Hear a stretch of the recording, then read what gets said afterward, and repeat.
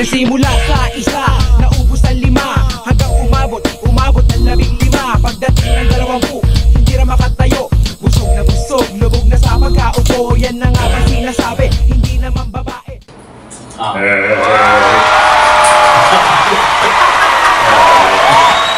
Therapy ko yun, yung pag ba sa tanong, therapy, ay yun, singing group na yun, hindi naman talaga therapy namin, pare-pareho lahat kami, stressful ang buhay, so music is our therapy. Tulad ng Monday, day off ko yun, ako wala akong mga ganyan, from jazz to bossa to classical, choral music. Hanggang hapon yung pag-isip ko ng 10 o'clock, hanggang hapon na yan, nag-shift ako ng mga, tas pagkagabi na, magbukusot na yan, mga Ben and Ben na, basta ibang genre sa music. Yun yung routine mo? Pag Monday, naglalaba, linis ng bahay, babasa, tapos pagka sinisipag-sipag, konting workout, mag-gym, kung distress, halimbawa, well, may mga clients ako na nag-ibala, mga pasto, nag-ibala yan. Tapos 2 suicidal case ngayon, sa bibigat. Sobrang bigat, bagay kibot. Siya pa, tumitingin ako sa phone, baka napapakamatay na ako. Actually, sagot ko yun sa difficult question. When you're handling suicidal cases ng mga severe depression. Natukso ko kumain, pero kasi pagka ginagawa. May tubig na, sir. Okay, gumagano lalamunan ko eh. Kumain na ba kayo? Nag-iba? Sa mga singers, yung mga... Grabe, ingat na ingat na talaga. Pwede itong safety officer. Even yung kape, actually, laxat nakakalaway. Kaya bawal kami kumanta. Pag may performance kami, 1 hour before the performance, walang kape. Kasi, maglalaway ka na maglalaway. So, lunok ka na lunok. So, hinga ka ng hinga pag kumakanta.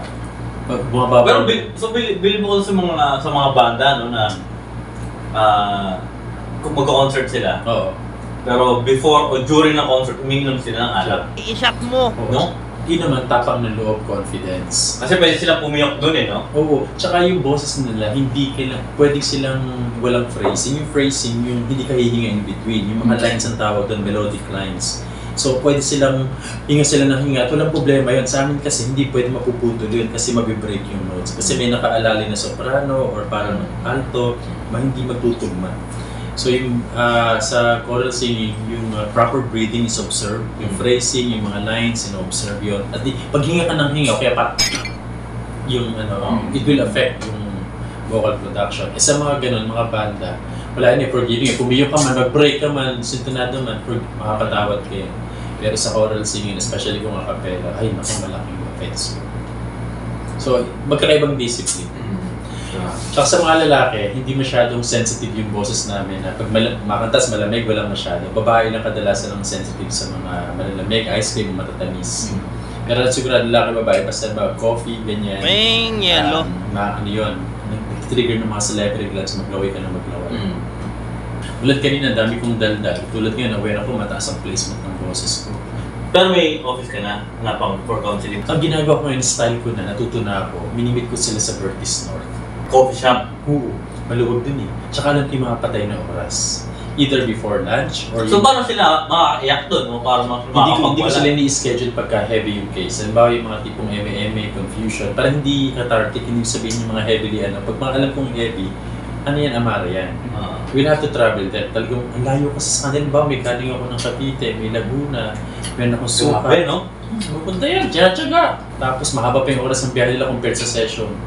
So parang safe sa kanila, halimbawa pagbaba ng MRT, ayan, at Renoman, at sa Vertis North na, di, pabor din sa kanila, may pagkain, pwede sila mag-shopping, mag-umikot, time zone, pabor din sa kanila eh. Pero, coffee shop lang?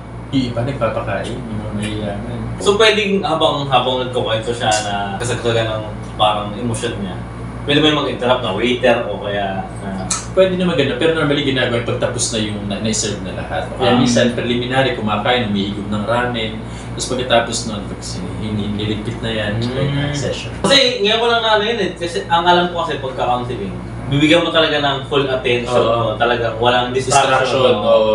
Ideally ganun. Cheers pare. Kung ang case would require for it. Pero pag alam ba, na-meet mo na siya first time, second time, tapos parang alam mo na it's more of processing, understanding. Yung mga heavy, yung talagang kailangan mo. Kung kasi sa contained room at mga undisturbed places. Natry ka na ba na parang mayroon kang maling na tanong na trigger yung kausap mo? Oo. Patulan na rin kita. Patulan na rin kaya kita. Hindi ako galit. I think yung pagiging people person ko, yung mga depressed na very emotionally dependent, na nakakalimutan ko na they can fall in love with me. Yun na yun, mga pagbabae, pag-opposite sex. Talaga? Ganun pala? Oo, nako. Isa nga, pastor's kid ko. I love you. Hindi ko na-alintana na meron siyang gender issue. Kasi tingin sa kanya... Pwede natin itong isama, no? Oo. So, yung gender issue. Yung gender issue na yan, hindi ko naisip yun. Kasi nagka-capitalize ako sa kanyang borderline personality disorder. Manipulative. Dahil pastor, magkakanak din ako pagdating ng araw. So yung heart ko na talagang sobrang empathize yan sa case. Tapos parang nag-develop na isang incredible amount of emotional dependence. Na parang tingin niya sa akin, ideal pastor, ideal father that he never had. Tapos naging subject. Lumalim. Oo, naging manipulative. Pero napapansin mo na yun? Hindi pa? Hindi. So, naging one-sided ako doon. So, parang it's a learning experience that... Ano to? Yeah. So, bakit wala na kasing gender na, pwedeng lalaki pa sa'yo, no? Kaya sa babae, iniiwasan ko rin. Hanggat maaari, parang lalaki, babae. Pero yung makikita halimbawa sa mga gratis counseling ko, they cannot afford to pay a professional female counseling. So, parang sige, okay na lang po, pastor. Managing clients who need more than therapy pero walang means. It really breaks my heart. Tas walang access to professional therapeutic programs. Kasi nasa ministry kasi. Ang mangyari talagang ililinis mo yung sarili mo talaga doon. Yun lang. Sabihin ko lang na hindi ko po ito expertise. Tsaka self-care mo din. Oo naman. Kasi now that I know kamahawa ka dun Oo, totoo. Siyempre, kumbaga, yung nga po sinasabi dito sa ministry, binagay mo na yung kaliwang yung malit na hindi dito. Gusto nila, dalawang kamay na yung uli, di ba? Hindi, tsaka yung ikaw, lalamunin na nila. Huy! Ano yun? Ganun sila kakabig. Lalo sa amin, urban poor yung church namin. Sa community. Laging pakabig. No? Actually nga, nalirealize ko na yung mga allowance ko, hindi ko na nilook forward yun. Kasi parang feeling ko, pag inalisan mo yun ng tithes, ng pledges, tapos parang may manghihirap, may mga... Ganun talaga yun. Wala. Sabi ko rin sa pangasawa ko, this is ito lang yung tinatanggap ko. Sabi ko, tabiling ka ba? This is to let you know na ito ako transparent. Cheers, pare. Pagbuti ka pa dyan, palaki yung swell. Dito you work a lot and you earn a little. Doon, konting trabaho. Balik ako dun sir sa yung kakwento mong client na parang nako-fall. Lalaki, babae. Parang regardless kung babae. Regardless kung Oo, kasi although parang napansin ko kasi nung dati, nung nagpapastor-pastor pa ako sa mga youth.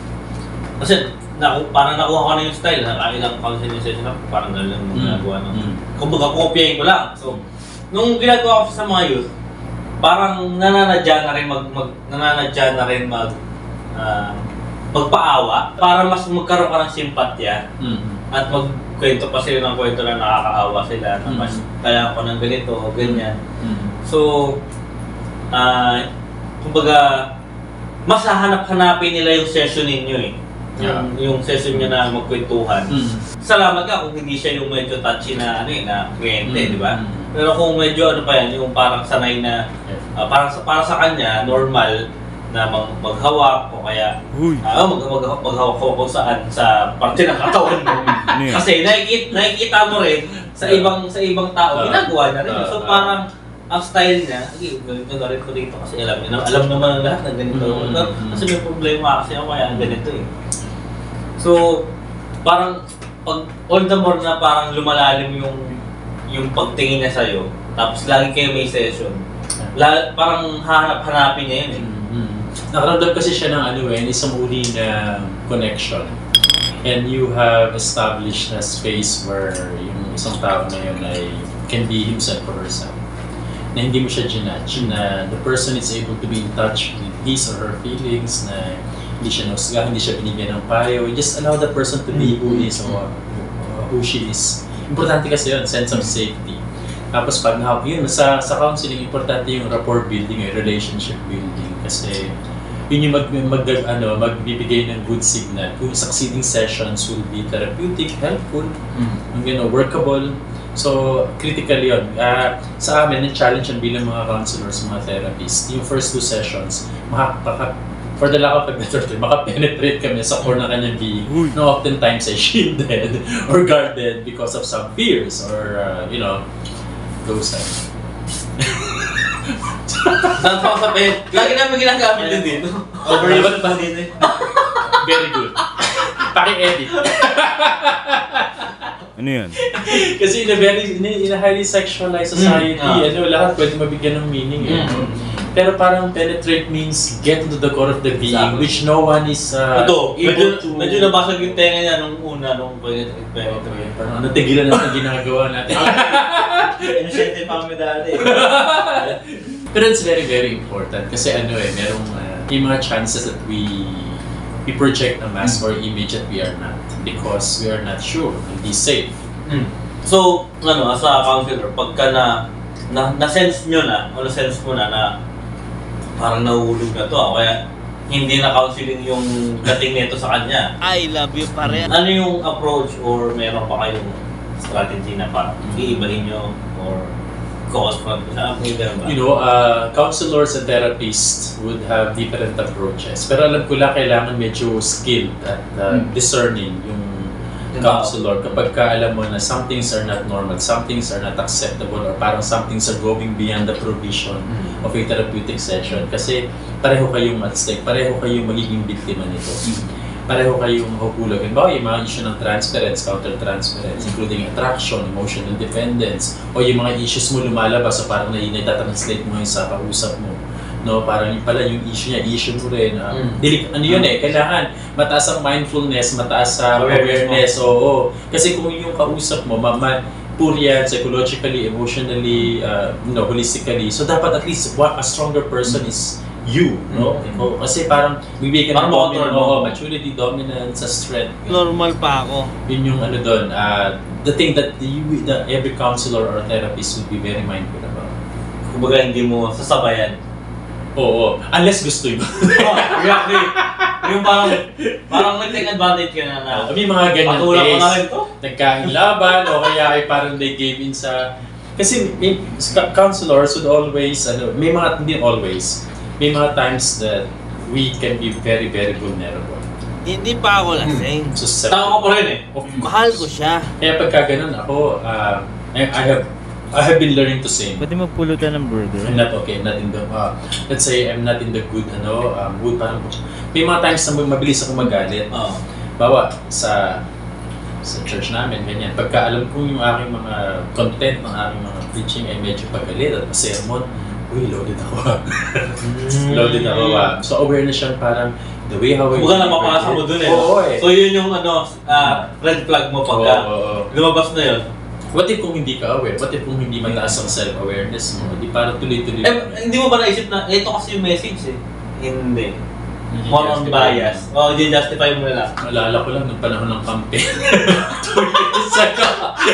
Kahit wala sa mensahe ko, pumapasok yung mga yung mga gigil, yung mga patutsada. So yung kalabaw mga partido, patay kayo dyan. Ako nasa pulpito ngayon. I love you pa rin. So ano yun? My time! Power tripping yun. Hindi, you cannot tell. Taas na kasi ng energy, adrenaline, frustration. So sometimes yung alam mo lumalagpas ka na pero pinagbibigyan mo na. Yung the human side of you, the vulnerable side of you, the not so counselor person that you are. Yun eh. Well, may isang sa child counseling na alala ko parang paminsan-minsan, sabi nung concept na yon, you have to be in touch with the child. Sabi niya, it's very therapeutic. Yung the child who wants to play, a child who wants to be himself, na walang guard, walang iniisip na mga watching. Tuwing kailan yan inaalaw? O tuwing kailan mo pinapalabas yan? It really depends. When a person is, kailangan niya halimbawa ng mga, say mga self-care, mga self-love, self-compassion. O kaya parang when me time. Oo, ganun. Me time talaga. Mga me time. Pero kailangan alam mo din yun din. Alam mo kung kailan siya lalabas. May question na ako. Sino yung